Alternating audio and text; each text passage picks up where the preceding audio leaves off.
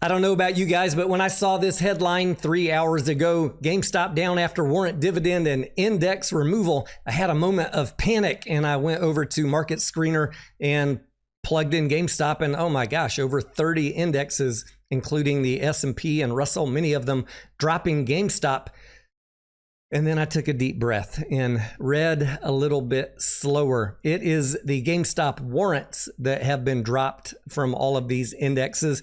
And shame on you, Webull or Simply Wall Street, whoever wrote this article, because you guys do not make it clear, even in the article details, that it was the warrant that was removed from the indexes. And if you have been tuning into this channel, you already knew that the warrants were going to be sold off by passive ETFs because these indexes don't need to hold warrants. It's not part of their strategy. And so there is a reason why the warrant prices have been going down. There's a reason why all of these indexes dropped the warrant, and there is a reason why the warrant got sold off since it released.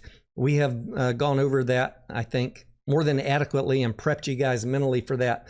380 is what it really started trading at, a high of $5.99, currently around $3, very close to what we would expect based on GameStop's price of $23.58. I did add a little bit more GameStop to my core position this morning. Not financial advice for you. I am a swing trader of GameStop, and the reason I am long on the stock is I am excited about the potential news coming out of GameStop in the next year about what they plan to do with $8.7 billion in cash.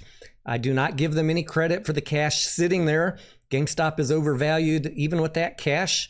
We've had this argument many times, and I'm not here to try and convince you if you're not already convinced, but the potential of that cash is definitely something to be excited about. So I will hang on and we'll see what happens with GameStop in the coming months and quarters. Demand zone down here where I'd really like to be buying between 20 and 21 bucks. I don't know if it'll get back down there. Supply zone where I start thinking about selling is around 33 or 35, 36.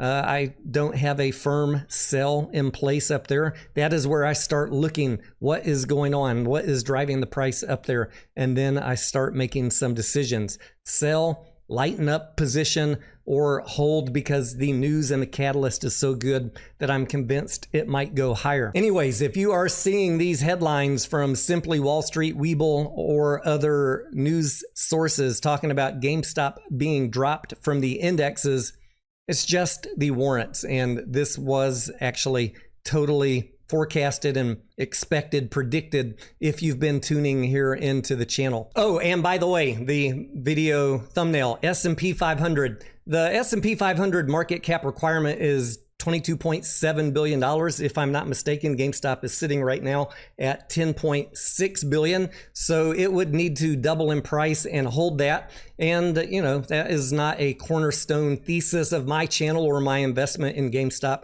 I'm not here telling you guys every day that GameStop will definitely be added to the S&P 500. Although, you know, I wouldn't rule it out in the future, but the company needs to really do something to start changing the trend on revenue consistently, and hopefully that happens, as well as reporting earnings that justify the price being pushed up.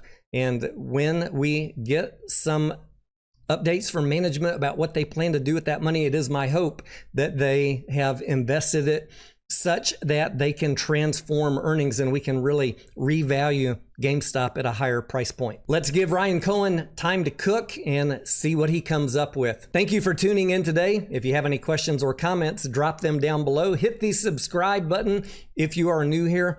I am Tony Denaro, and I will see you on the next video.